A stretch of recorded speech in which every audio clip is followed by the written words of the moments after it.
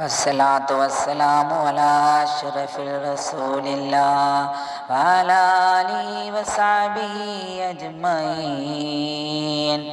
ഏറെ ബഹുമാനപ്പെട്ട അമ്മമാരെ, ഉപ്പമാരെ, സഹോദരങ്ങളെ, എല്ലാവർക്കും അസ്സലാമു അലൈക്കും വറഹ്മത്തുള്ളാഹി തആല ബറകാതുഹു.